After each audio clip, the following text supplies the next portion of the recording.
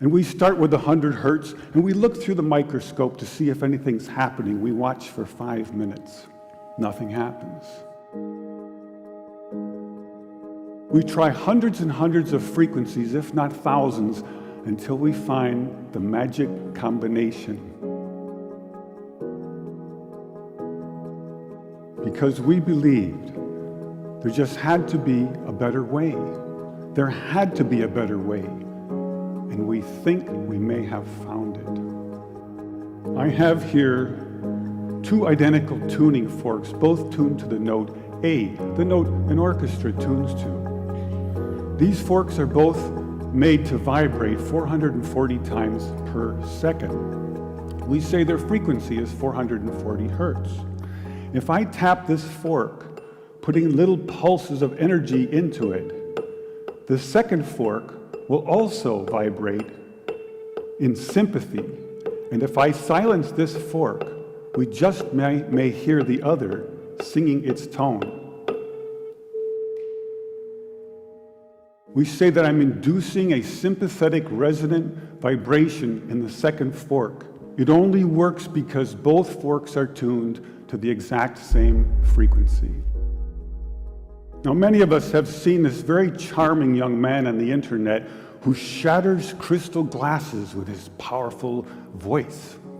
But if you watch him carefully, you'll see that first he taps the glass with his finger and listens. The glass sings its natural resonant pitch. Then he takes a deep breath and sings a loud, long note.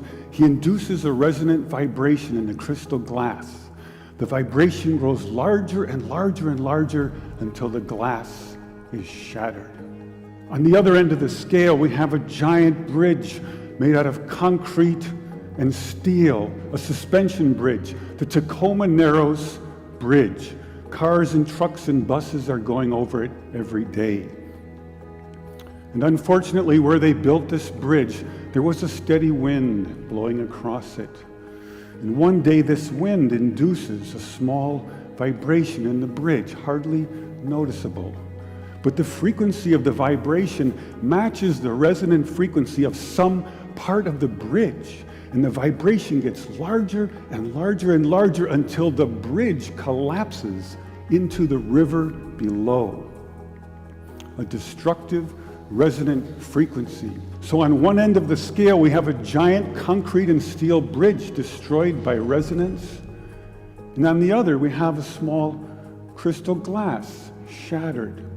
So maybe we could shatter something even smaller, something really small, something you would need a microscope to see.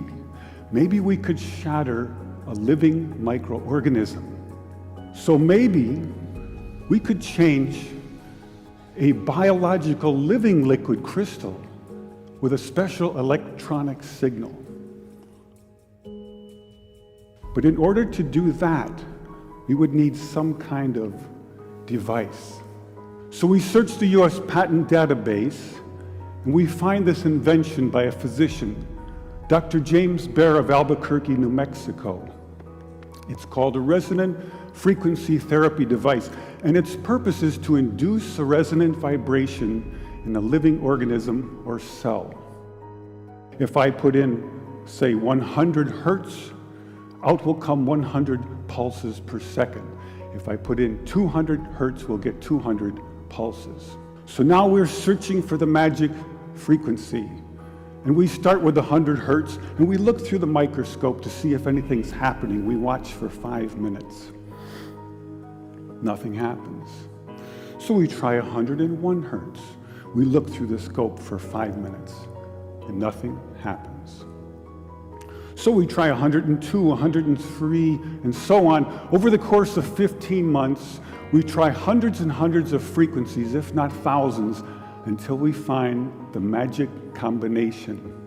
The answer is you have to have 2 input frequencies, one low, one high, and the higher frequency must be 11 times the lower.